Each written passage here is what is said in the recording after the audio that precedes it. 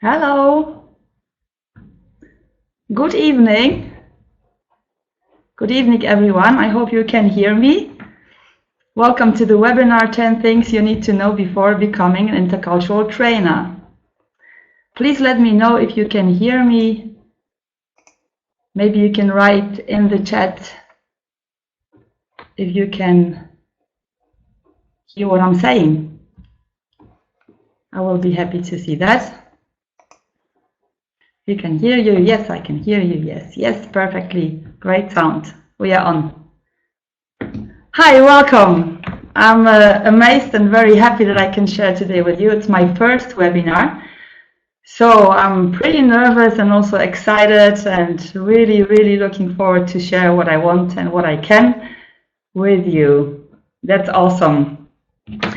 Let me know where you're from. Where are you clicking yourself in from? Which country? Where are you based right now? I'm recording from Amsterdam, from Holland. So we have participants from Spain, from Poland, Slovakia, Warsaw, Poland. Amazing international group, Poland.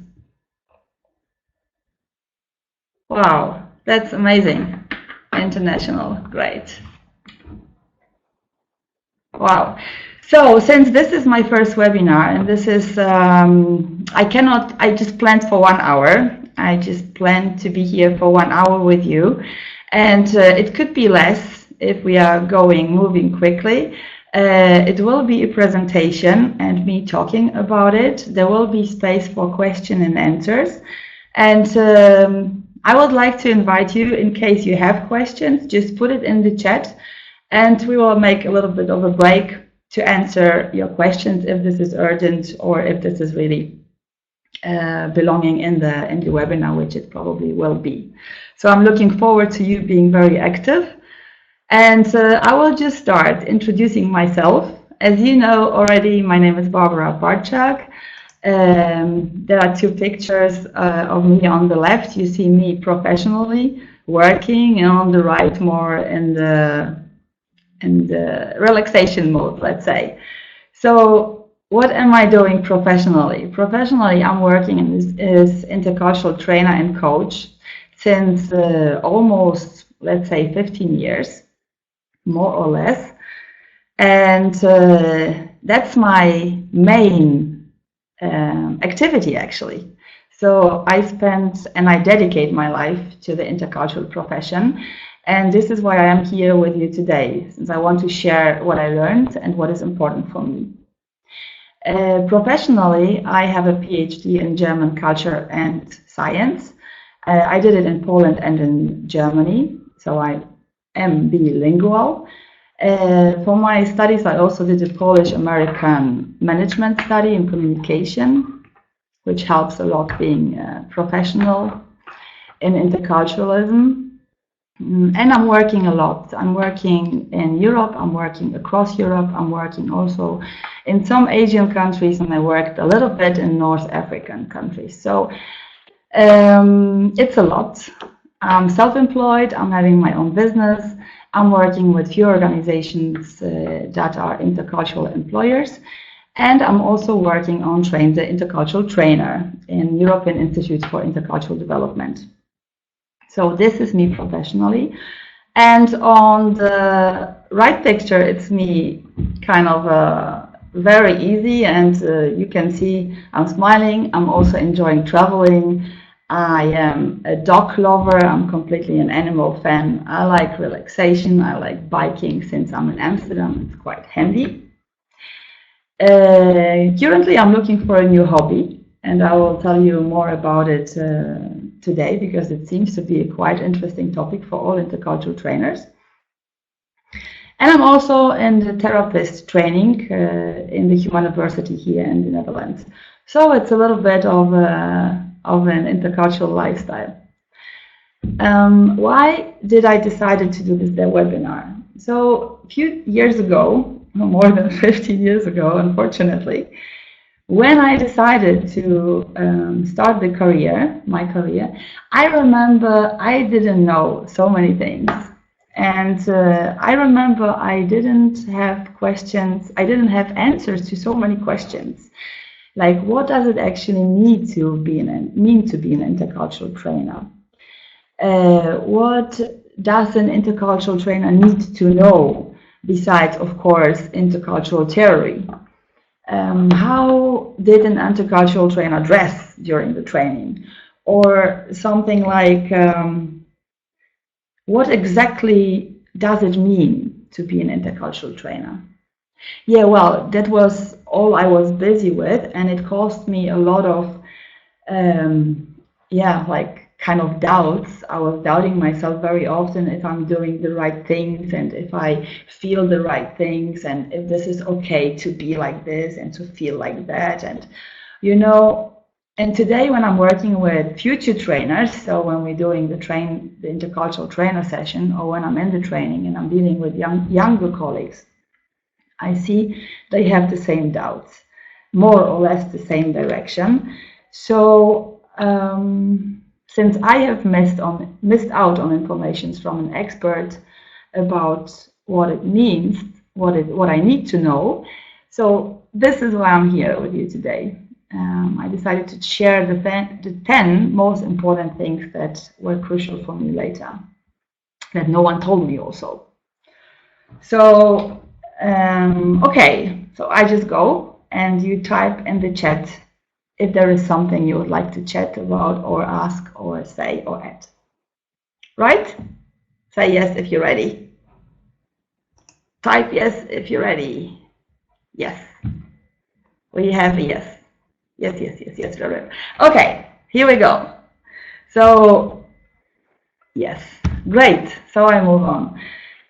So, thing number one, which is very, very important, you must like to travel. You must like to travel, and you must have this kind of sparkle connected to traveling. So what it means is, you know, this attitude, like you need to have fun with packing, unpacking, making laundry, putting things together for the next occasion, planning trips, planning all around your business trip, like how do you spend your free time, giving intercultural training, where are you going to, what kind of clothes you take with you, is it warm, is it hot, do I need 2 pairs of shoes or 1 pair of shoes? It seems very lapidar, but actually it's really, really, really important. You cannot imagine how many times I packed wrongly, how many times I packed completely wrongly, going to some clients in a different country, where the weather was too hot, too cold, too rainy, too foggy, too dry, too wet, or whatever it was. I remember that one time in one of the Spanish regions, where it was very, very hot, and I had my business boots with me, and I remember I was sweating for 3 days, and I kept my smile on, so no one from the trainees and no one from my clients knew that I was suffering. So this is something you really need to be aware of. Maybe you can start packing efficiently right now already, like as a practice. And pack the bestest as a hand luggage, because you know it's like saves a lot of first money, and then it saves your energy because you don't need to carry it with you. Then, because you must like to travel, of course you can imagine you will spend a lot of time away from home, which means you probably will need to have a very good connection, a very good like mobile connection, and all the numbers of your family, so you can, like a mobile provider, telephone provider, so you can call them every time you need, because you will probably find out traveling and working is a little bit something else than just traveling. It's connected to a lot of tension, also a lot of responsibility, and a lot of time of being on your own with your projects. Okay, so you must like to travel, number one. In case traveling is your hobby, is traveling your hobby? Please let me know. What is your hobby? Type in. Whoever is ready, type in what's your hobby. I will check. Yes, traveling is a hobby. Traveling, great. Yeah, traveling and languages. That's a good sign.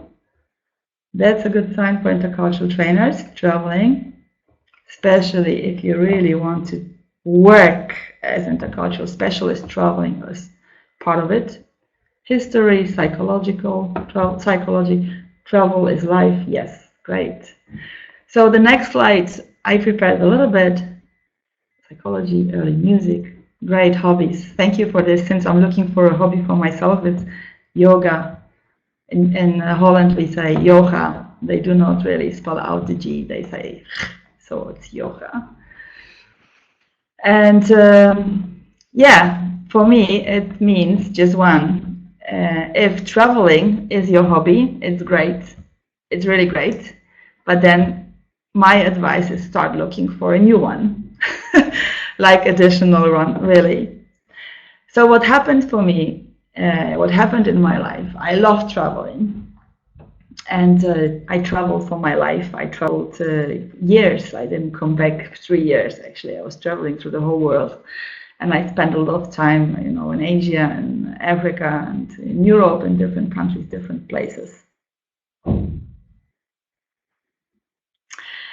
What happened, basically, is that, yeah, my hobby kind of stopped being my hobby because it turned out to be my job, and my job started to be my hobby. And at the end of the day, they kind of became one, and I realized, do I really have a hobby now? Can I really dedicate myself to something which is really not my job? And after a few years, I found out that I can't, and traveling became my job, and my job became traveling. So it was kind of a difficult thing to sort out and to handle, because it felt like I'm constantly doing my job, even if I should be actually having fun while traveling. So that was a little bit weird. So I would encourage you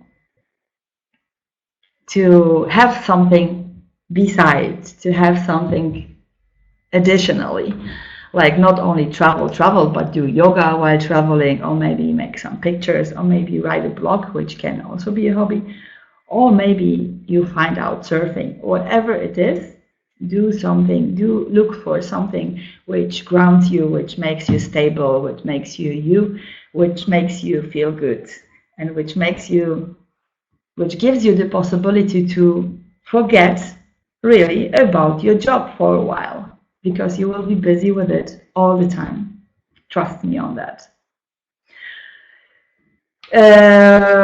Good.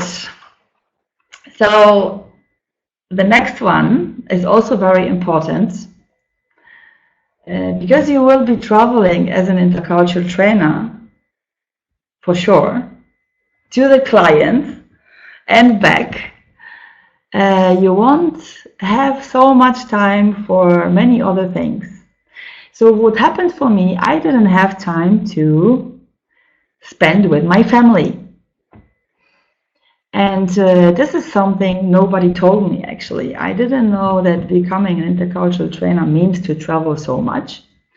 And I also didn't know that I wouldn't have time, really, to plan a family even, that it will be kind of a big thing. So just imagine there is just 1 month which has 30 days, and 2.5 of this, like let's say more than a half of this month, I was gone. And I could say where I am at and where I'm coming back, but it makes it a little bit difficult. Since you remember, I told you need to pack, unpack, and make laundry. So the lifestyle of myself, of me, of my family members was very much dedicated to me and how I'm working. So they were all knowing, okay, she's coming back, there will be laundry, there will be some intensive time together, then there will be another project, and so on and so on.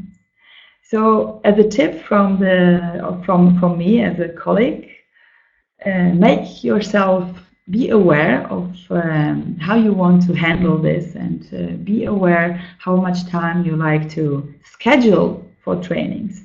And maybe you can find a nice balance, how much time you would like to travel, how much time you like to spend at home, how much time you need to dedicate to your family, and how much time you need to have a family or to plan a family.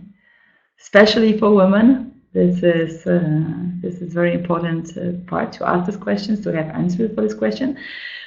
But also for men who are as well trainers and dealing with the same issues. Okay, I see we have one question. I will read it out loud. Is it true that intercultural training is increasingly more often done online nowadays as clients want to save time on travel and money? I meant money, actually. Yes, it used to happen. It happens that some trainings are done online. And as intercultural trainers, you will face this challenge as well. It can be a challenge, and it can be also, good for us, basically, because then you can stay home or you can stay in a place you would like to stay longer. And it works yes and no, since some modules or some information you can do online, and some informations are beneficial if they are experienced and lived like by the clients. So when I look back, and I just say it very, very fast, if I look back on my career, maybe till now I delivered 10% of all the trainings online. Everything else, like 90, maybe more than 90%, I'm on the spot, which means I go to the client or the client comes to me. So it's more like a face-to-face relation, a one-to-one or group relation. Awesome.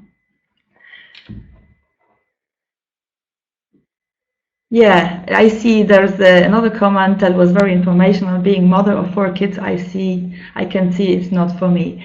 It can be for me, it can be for you, it just requires good planning. Or, like to switch it around, to turn it around, let the client come to you, or just think how you can travel with your family. There are options, but for me, it's very important that you're aware of it. Like crucial, since I wasn't.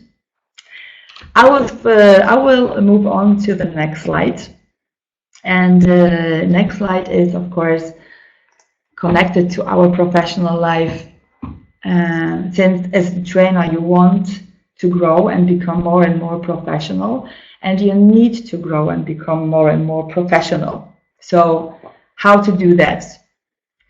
And again, since I wasn't aware what it actually means to become professional, I was joining some conferences and I was attending some events, like this intercultural event. And some of them are very, very good. You can connect to colleagues, you can learn a lot. And some of them are just like, if you don't have a good tip where to go, they are just maybe even boring or useless. So what you can do right now, starting a career as an intercultural trainer, you just start being active however you can. And for me, that meant writing articles, writing thoughts, having a blog. I like traveling, as I told you. So for me, writing a blog was really like easy peasy. So I was traveling, I wrote a sentence here, a sentence then, people started liking it. And actually doing that at the beginning, I didn't realize that it has such a big impact on my professional life, since it gave me credits for being an intercultural trainer. So I encourage you to write, to record movies. I encourage you to YouTube, to video blog, to make interviews with your foreign colleagues, to record even landscapes, to say where you are going to and what your experience is or what you struggle with in the moment, just to make yourself present as an interculturalist, even not yet as a trainer if you don't feel being a trainer yet, but you think you are going these directions. It's like leaving maybe a trace of yourself in the net and also among friends, and also leaving a footstep, leaving something behind. Like someone can really Google you or find you online and say, oh, okay, she's really or he is really present, he's done it, or he's doing it, or when I Google him, he's the first and the second result in the searching machine. This is quite interesting and very important. For those of you who are who like to attend conferences, I can just recommend SIETA, which is the Society for Intercultural Education, Training and Research. There is, of course, SIETA España, SIETA Poland, SIETA Germany, SIETA Netherlands. SIETA is a nice organization for interculturalists, and you will meet a lot of friends that have the same issues and the same interests, and they are meeting regularly. So you can really kind of stay updated and stay chained, stay connected, and that's very important. Since you will notice, as intercultural trainer, traveling, working, being very much without a family is quite an off-site job, like kind of you are on your own very often. So yeah. What else in this you want to grow and become more professional? What I did and what very much helped me was I assisted a lot. I was assisting workshops, I was assisting conferences. I was just, like getting the ball, keeping the ball rolling so I could be present. Yeah, and I remember I did some nice interviews with my colleagues from a different country, from different countries, which sometimes turned out to be very funny. Not all the video we placed on YouTube, but it was for sure an experience that is worth sharing. We have another question. Could you recommend any specific courses, degree studies that are preparing for being an intercultural trainer? I did told already. Yeah, I could, and I probably will recommend some train-to-trainer courses, so since I'm also reading one, so it's kind of a nice question. Let's keep it open for now, and I will come back to you with the answer for sure. Thank you for the question.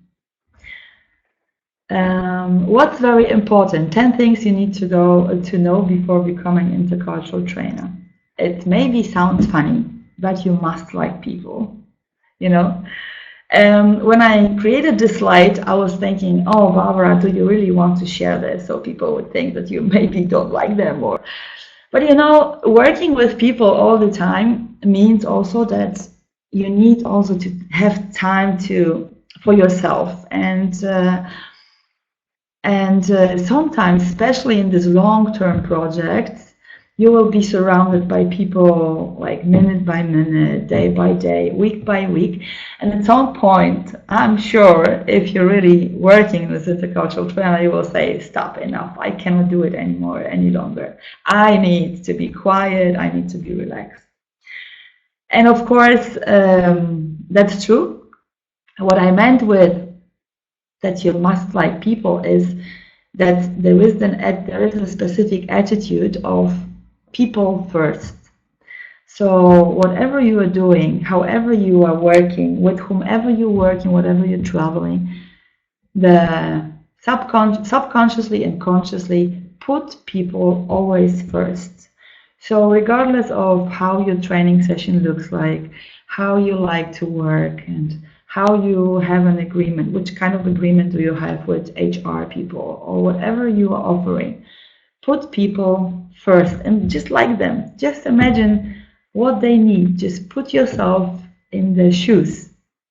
Like for me, it was very like a big lesson, because starting my career, I was busy with surviving kind of. So I was thinking, how much money will I earn with this project, or what does it give me professionally, or what kind of a portfolio would I have after I've done it.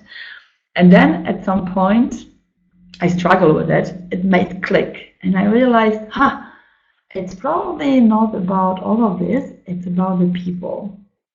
So the moment you really put them first, it's like a mantra, people first, people always first, you recognize that it's nicer to work, it's easier to work. It's just like, you know, having the nice connection with some partners. They stop being your clients, actually. They are just friends on a certain level. And you will be surrounded by your friends, even on your trainer breaks. Can you imagine that most of the times, I don't know, probably it's not healthy, but most of the time during my trainings, all my breaks, also lunch breaks and dinner breaks, whatever the breaks are, I cannot really eat because people are talking. They want to know, they want to, you know, they are projecting kind of family figures on me, and they will do it with you. They will talk with you. They will ask you questions. And it's like, you know, so difficult to say stop because I need to eat. So the more you put them first, the more you become friends, the easier for you. The easier for us as well. People first, everything else second. People first, you first. Okay. Next slide. So as an intercultural trainer, since you all like to travel, that's great, you must have a very, very good, profound experience abroad. I'm meeting a lot of future trainers who are working abroad, have been abroad. Yes and no. A three month experience in a country is probably not enough to be an intercultural, professional intercultural trainer, although it might help.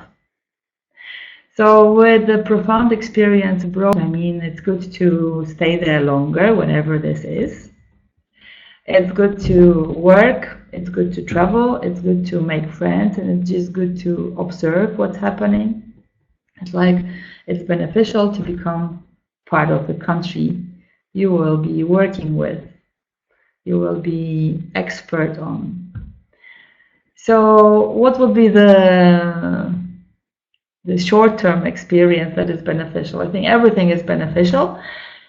But for those of you who really want to become an intercultural trainer, I recommend to go and really, really bite in the bone and stay longer and really get to know everything that is available in the country, so you can later translate it to your client, into your client's needs and into your client's language.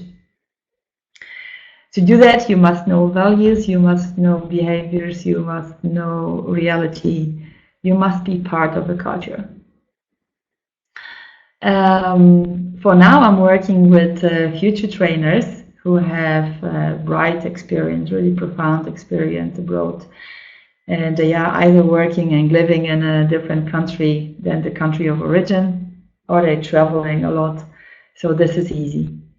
And also in my career, I recognize there are also trainers who do have a little bit of experience abroad and also work as experienced trainers.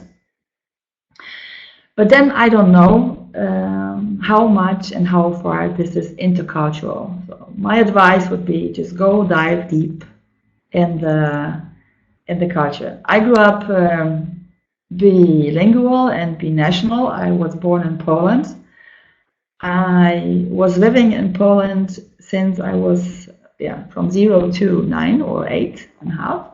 And then my parents took me to Germany, let's say. And I grew up in Germany, which makes me a little bit half-half.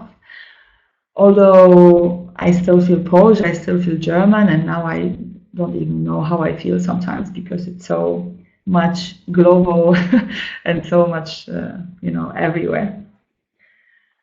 So let me know how many countries you have been living in. Type in. What is the number of countries you have been living in? I'm really curious. We have 3, 4, 2. Great. That's a good start. 2, 3. We count Catalonia. Sure. We count. Yeah, that's a good start. I think that's really great. 3, 4, 2, 1. 2 is great. This is awesome.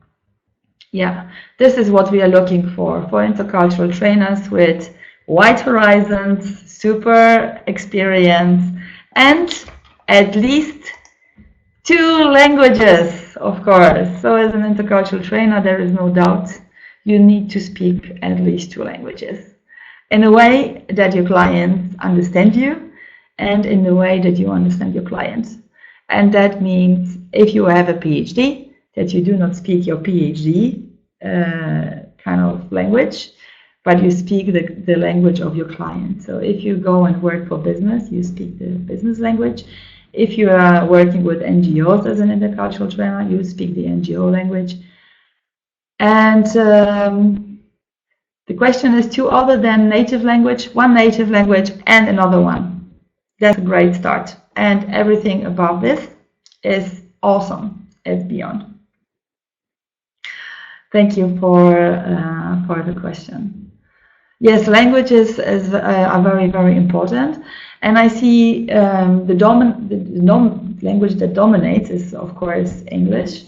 And I also see in my career that there is a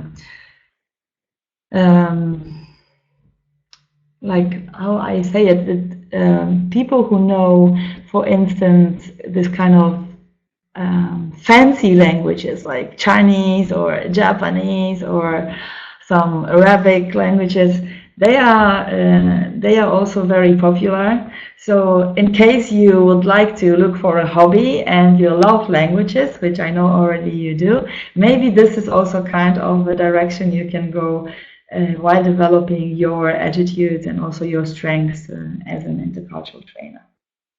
Okay.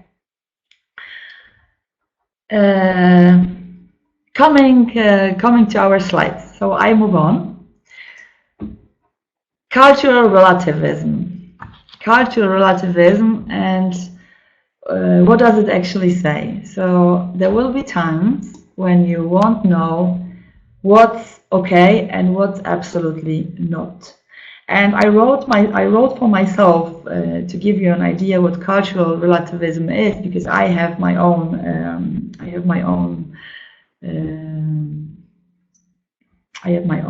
understanding of cultural relativism.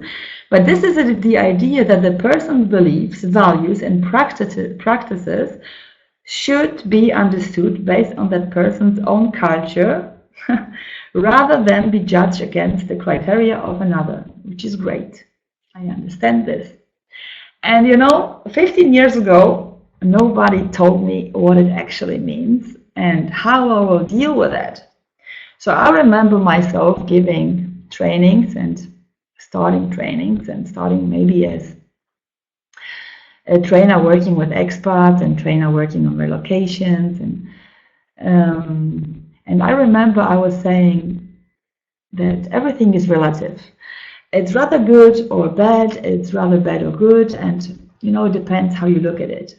And that point, this time, I was very cognitive, so it was just in my brain. I could understand it, but I didn't feel it. But then I remember this one time when I really had this struggle where I couldn't know actually, I couldn't find out for myself, is this good or is this bad, what's actually happening to me? Because in these years of intercultural practicing, everything became, like a wave. It was kind of blurry, and it was amazing because my horizons were so open, and I was so open to all the opinions, and I was so, wow, everything was so great. And on the other hand, I realized I probably might have a little bit of an issue not knowing what I want for breakfast, let's say, or if I like what I have for breakfast, or if I would rather like something else, or if I like being in a hotel room at 4 p.m., if this is normal, if I like it or if I don't like it. Because I started treating things as they came. So I found out as a trainer, oh wow, cultural relativism really kicked my ass, let's say. So it took me a while to become friends with my feelings. and to really, really ground myself and to say, okay, this is what I like, this is what I don't like, this situation makes me angry, this situation, yeah, I feel good about, this I can live with, you know. So yeah, as intercultural trainers, as an intercultural trainer, you will probably deal with it, since according to my experiences and to the experiences of my trainer friends, as I asked them, it's something that really, really hits every one of us. Like, you meet all these people from different cultures and you travel for so long and for so much, then things become relative. Things become relative. It's like police hour at 4 o'clock, no problem. You just do it. You do not argue with yourself. Do you like it? Don't you like it? What does it mean? It's just normal. Everything becomes normal. So I encourage you to look inside and to really, really look for your values, for your beliefs, and for your feelings. What is it that makes you strong? What is it that makes you really powerful? Where is your border? Where can you say yes? And where do you need to say no to? That was important for me. The good thing, the good information is you can find it out later also, even if you're lost as an intercultural trainer. It just requires a little bit of therapy, or maybe a little bit of coaching, coming back to your values and recognizing who you really are as a person, not as an intercultural trainer. And going forward, so moving forward to another slide, and I think it will be also the last one. I'm really surprised. Am I talking too slow, maybe? Or are you still here? Am I talking slow? Let me know. Do you understand me? Who understands me? Say yes if you're still online. No? Yes? Fine? Yep. Yes, yes, yes, yes, yes. Okay. Yes, fine. Good. Perfect. Since this is really my first webinar, it's a little bit funny to talk to the screen. The connection here is bad. I hope next time there will be a better connection. Okay, moving forward. Become friends with yourself, and you will be facing yourself all the time. Yes, it sounds a little bit spooky or spiritual, but it's so important to know who you are, like on a deep level. Since you will spend a lot of the time on yourself, like with yourself and on your own, sitting in the train, maybe playing, listening to music, maybe reading a book, or maybe talking to others. It's good to not only like other people, but it's really good to like yourself. So become friends with yourself. And what do you mean you will be facing yourself all the time? What does it mean for me? What did it mean for me? So for me, it meant I was facing myself all the time during the sessions. I was facing myself as a trainer. How am I acting as a trainer? What are my strengths as a trainer? I was facing myself as a person. What are my values here in this training room? How do I approach my clients with my values, or staying with my values, or working as I'm working? What do I feel in the moment? Is it normal what I feel in the moment? And do I like to work? Do I like to face myself? Do I like to work alone? That's also the question. So what worked well for me while becoming friends with myself, which I didn't know it's so possible, I found out on my journey that I actually prefer working in tandems and teams. I like to couple up with friends. I like to deliver trainings. I like to deliver sessions, also projects, with plenty of people, like plenty of trainers, with more than just me. I like to face also the other, not only facing myself in the training room, but also be busy with busy with someone who is next to me, also giving the best we can. I found out this is not a very popular combination, since not plenty of people, not plenty of trainers are working in tandems. From my position, I would encourage you to do it, to couple up and to give yourself a boost and to become really, really strong and to learn from each other, since it's a little bit boring, you know, and it's a little bit of a lonely piece of bread if you do it on yourself, like by yourself only. So find a nice person and work together. And it's also good because your friend can give you feedback and you can really evaluate on things. So you do not stay alone with all the thoughts you are having. Yeah. This is actually what I wanted to say. My intention as an intercultural expert with 15 years experience was not at all to warn you. It's to make you aware. Now I'm working with intercultural future trainers, and I know we are having the discussion about all these questions all the time. It's really frequent that we are there are questions popping up, and I will be making these webinars, providing these webinars with all the questions from our intercultural trainer groups, since they seem to be very important. And that's true. No one was sharing them with me before. So I found it very, very important to share it and to give it further. And I guess now would be time to ask questions if there are questions left. Question and answer. So I see there have been 4 questions during the webinar. We answered most of them. We left one open. If I could recommend Train the Trainer course, yeah, I could of course recommend a few. First of all, at the end of this webinar, there will be you will be transferred to the website of the European Institute for Intercultural Development. Take a look on this Train the Intercultural Trainer program. Maybe it's interesting for you. It's a holistic approach, so we are working with body, with the cognitive, with the heart level, and with the body. So it's like you are kind of learning how to be as a trainer. What does it mean to be a trainer? And how are you as a person? How are you in a group? And what's your passion in a trainer? So it's a very, very unique approach. And of course, there are many schools, and you will, when you are investigating, when you are inquiring who you are,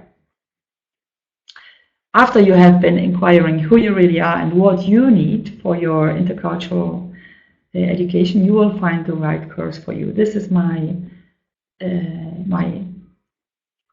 approach. Since when I started, I remember I was looking for the best course, and I missed it a little bit. I missed out because I was thinking that just the cognitive, but actually, being an intercultural trainer, you also need to look what is it that makes you so unique as intercultural trainer, because your clients will buy you. Not only the knowledge, they will buy you, your presence, your energy, you as a unique person, unique tandem maybe, unique trainer.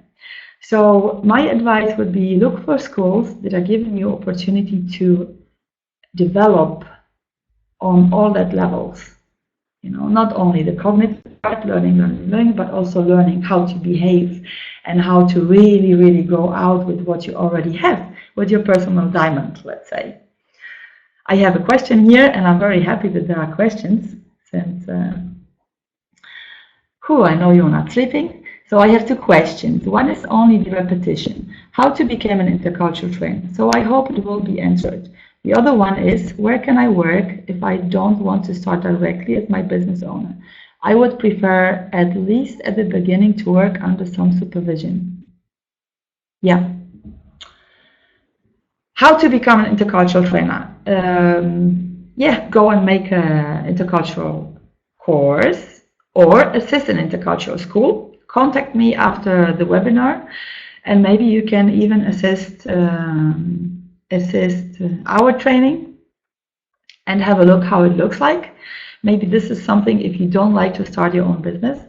And since I also didn't start my own business at the beginning, I was assisting, as I told you. I just connected to some trainers and I said, listen, Mark, let's say, I'm completely new and I'm for sure not someone that will steal your client, but I would like to be the person that will carry your flip chart or make your presentations, or can I work with you, or can I assist you? And this is how I started, actually. I remember when I asked my older colleague to do that, he was very surprised because I was the first one that asked him a question like that. And then I could really be in the training room with him. And I remember my main task was to actually make coffee. I know it seems weird, but I was doing coffee and preparing flip charts. I was, using markers and checking if the markers are okay. But this is how I gain experience. And from time to time, he asked me if I want to add something from my own experience as a Polish-German citizen. And this is how I started. So this is my recommendation. Just put yourself out there. Put yourself out in a group. Write me what you need, how you like to start, what your qualities are. I'm sure this is doable, whatever you're aiming for. The quickest way to become an intercultural trainer, I already have more than 20 years of experience in training. The quickest way to become an intercultural trainer, I don't know, since intercultural training is also about intercultural competence, and intercultural competence is something that you not really learn, but the intercultural competence is something that you really gain with all these years. So you probably have this intercultural competence already, and now how to start working, this is probably the question. So probably, why not making another webinar on how to start working as an intercultural trainer and what we can do as intercultural trainers wanting to get there and not really being there. So for this one, I would say, Bogna, stay tuned, and I think in the next 2 weeks I will start something, start another webinar with how to start a career, like really physically, how to get into the business. Because this is really like one-to-one approach. You do it or you don't do it. It's so easy, and it's really not a very big magic. And we are here to share. This is my approach, sharing. Sharing is caring, I like that. Question, how to know my value? It's not always easy to take money for passion. Yeah, values. Values are very important to know. Huh? So, very quick answer. As a beginning, for the beginning, do a Gallup Strength Finder. It's a book. I don't have it here, but actually I could also send a link to you. Read a book, Gallup Strength Finder. Make a test at the end of the book with online access, and they will kind of give you 5 of your strengths, and you can find out your strengths first, and then see, maybe based on it, what your values are. And then there are enough exercises, plenty of exercises about values. And also we are working with values in the Train the Intercultural Trainer course. So maybe you would like to join us as well and find out what your values are as a trainer, as a person, and how to put all that in action so you do not hide yourself. So you do not pretend you are more professional than you would like to be, and you are hiding your smile, or you are hiding your nice clothes, or whatever you are really fancy about. So also, yeah, get in touch later. I would like to check out your values. Okay, what do we have else? I'm so happy that we have all the questions. Thanks for this advice. Could you recommend any books on intercultural training communication except from Hofstede and Meyer? Yeah, Meyer is very popular lately. Hofstede is very, very popular. Yeah, I need to think about it. And why while I'm thinking about it, what kind of books I can recommend, I think I liked, I don't have it here, I think what I'm turning, but I will find something for sure. I can recommend plenty of them since I'm working with them. And what I always like to do is I'm checking online for, you know, PhD thesis or kind of articles. People are writing articles around the world, and it's amazing because the shorter they get, the better they are, you know. So maybe it's also good just to Google for articles, fancy articles, not really this long books at the start, but really nice, easy to read, so you get kind of warm and good feelings about the intercultural profession. But I liked very much NLP and interculturalism. What else did I like? I like Bridges Instead of Walls.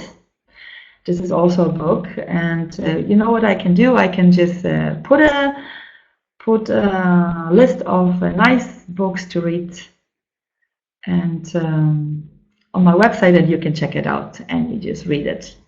What about that? The intercultural trainer is also good for introverts. How do you practice public speaking? Yes, if you trust me on that, you should. I'm quite an introvert person, and I learned this. I learned it many years, and the good thing is an introvert can be very extrovert when he or she deals with people, and he or she needs to be very introvert when not dealing with people. So being an introvert actually is a super power and strength, because then you really give yourself and you put yourself out there. It's actually, I encourage you to work as an intercultural trainer. Look, I'm more or less introvert, and when I connect with people with the approach people first, as I told you before, nothing else first, just people first, and I know what my values are, what I'm doing it for, and how I am as I am, or who I am, I do it with pleasure. And my introvert position, yeah, it is there, but I will, you know, I will enjoy it later. And also in my therapist training right now, the founder of the school I'm in, Viresh, it's a very famous guy. He's not. He departed. Actually, he's not living. He's dead now. But he was a super immense introvert, and he was awesome with people. He created all that schools, you know, all around the world, and this one in the Netherlands is the most famous one. So it's like an encouragement. Introvert people can do it, will do it, and yeah, the same. So go for it. Intercultural trainer, introvert, extrovert, everything is good. Your unique quality, your unique, you know, power. This is what counts. Your honesty, your values, your behavior. This is what the client will book you for.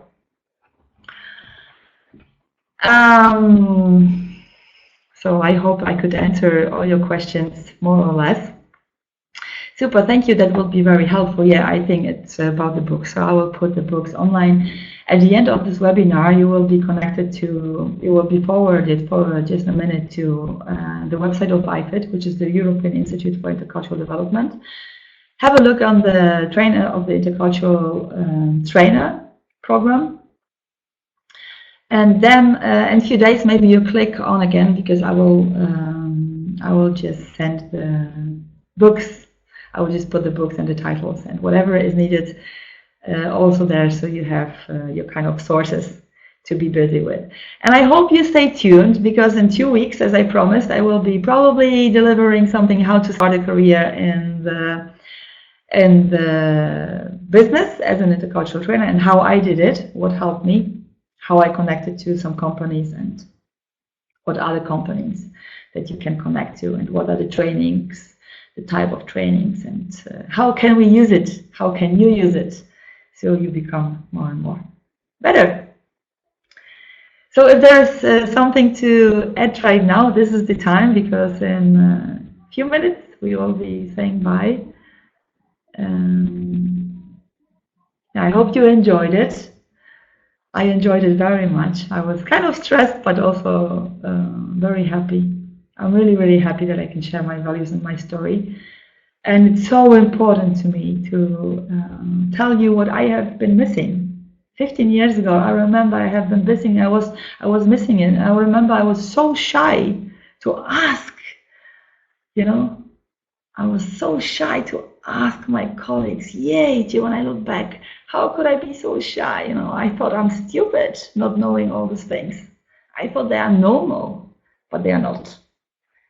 We should share, we should ask, and we should answer, and we will look for answers.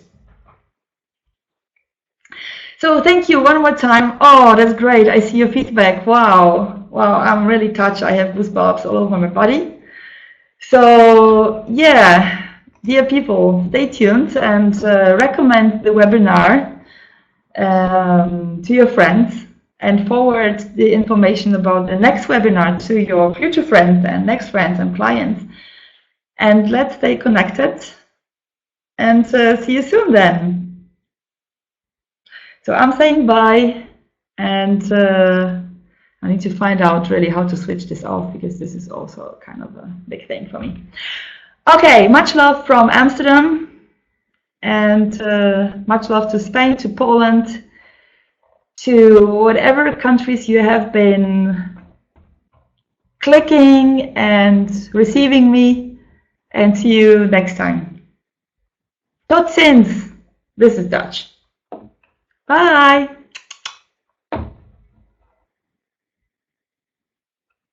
See you next time.